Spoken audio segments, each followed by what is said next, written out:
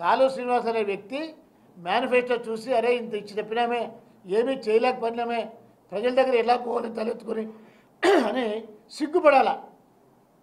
రాయదుర్గం ప్రజలు మంచోళ్ళు కాబట్టి సరిపడింది, లేకపోతే కాలువ శ్రీనివాసులు ముక్కు మీద ఉమ్మేయాల.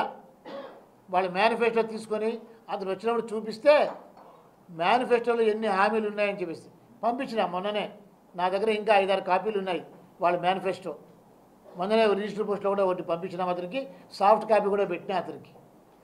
సిగ్గు ఉండే ఒక మనిషి అయితే, మనిషి జన్మ అయితే, మనిషి పుట్టుక అయితే ఆ మేనిఫెస్టో ఒకసారి కాలువ చదువుకుంటే ఇంత ఘోరంగా ప్రజలని మోసం చేసిన మనము ప్రజల్లోకి ఎలా పోవాలరా అని చెప్పి ఆలోచన చేయాలి. కానీ సిగ్గు లజ్జ మానం మర్యాద వదిలిపెట్టి ప్రజల్లో తలెత్తుకొని తిరుగుతున్నాడంటే అంతకన్నా నీచుడు, అన్నీ వదిలినటువంటి వెధవలు ఈ భూమి మీద ఎవడు ఉండడు. రాజదుర్గం ప్రజలు మంచోళ్ళు, లేకపోతే ముక్కు మీద ఉమ్మేసి పంపించాలి. అంత నీచమైనటువంటి వ్యక్తి కాలువ శ్రీనివాసులు. కాబట్టి రోజు నన్ను తిట్టడము ఇప్పటికైనా వదలకపోతే రేపటి నుంచే నేను మొదలు పెడతా ఉన్నా. నేను ఏమేం పనులు చేస్తున్నానో అవి రోజుకొకటి ఫోటోతో పాటు పెడుతున్నా. రేపటి నుంచి మొదలు పెడుతున్నా. రేపటి నుంచి మొదలు పెడితే ఎన్నికలు అయిపోయేదాకా కూడా ప్రతిరోజు నేను పెట్టగలుగుతాను. నేను చేసిన పనులకి అన్నీ నేను పనులు చేసినాను కాబట్టి ఈరోజు చెప్తున్నా. రాయదుర్గం ప్రజలకి అండదండగా ఉన్నా.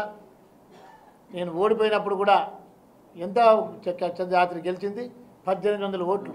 నేను 2009లో గెలిచిన 15,000 తోటి, 2012లో గెలిచిన 32,500 తోటి, 2014లో ఓడిపోయింది 1800 ఓట్లే, మళ్ళీ ఇప్పుడు గెలిచిన 14,500 ఓట్ల మెజారిటీ తోటి. కాబట్టి రాబోయే రోజులలో అతనికి ఓటమి భయం పుట్టుకునేది. గజగజ వణికిపోతున్నాడు. ఎన్నికలంటే భయపడిపోతా ఉన్నాడు. ఓటమి అతను ఫిక్స్ అయిపోయింది. కాలువ ఓడిపోతున్నాడు అది ఫిక్స్ అయిపోయింది. సర్వేలో 25కి 25 ఎంపీ సీట్లు వస్తున్నాయి వైసీపీకి అని తెలిసిన తర్వాత కాలువ శ్రీనివాసులు పూర్తిగా డీలా పడిపోయినాడు. కానీ మేకపోతు గంభీరంగా తిడుతూ ఉన్నాడు. మరీ చెప్తున్నా, కాలువ శ్రీనివాసులు నీవు తిట్టడం వల్ల ప్రజలకు ఒరిగేది ఏమీ లేదు, ఏ లబ్ధి ప్రజలకు చేకూరదు. కాబట్టి దయచేసి ఇప్పటికైనా కూడా నీవు రోజు తిట్టడం మానకపోతే రేపటి నుంచి కూడా మా వాళ్ళు కూడా నీకు సరైన ధీటుగా సమాధానం చెప్తారు.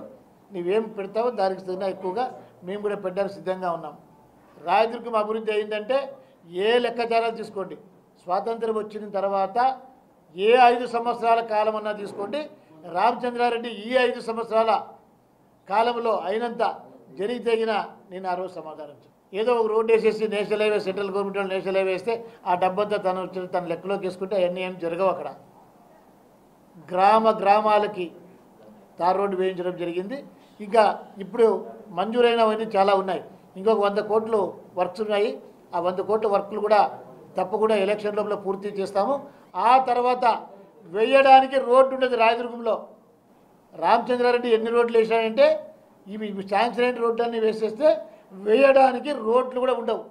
అన్ని రోడ్లు నేను తీసుకొని రావడం జరిగింది, శాంక్షన్ తీసుకోవడం జరిగింది, గ్రౌండ్ చేయడం జరిగింది, చాలా పనులు పూర్తి చేయడం కూడా జరిగింది. కాబట్టి అభివృద్ధి పైన మరి కూడా తర్వాత రోజులలో కూడా మీకు సమగ్ర నివేదికతోటి మీ ముందుకు వస్తాను. కాబట్టి ఇప్పటికైనా కూడా బుద్ధి తెచ్చుకోవాలని చెప్పి చెప్తా ఉన్నాను.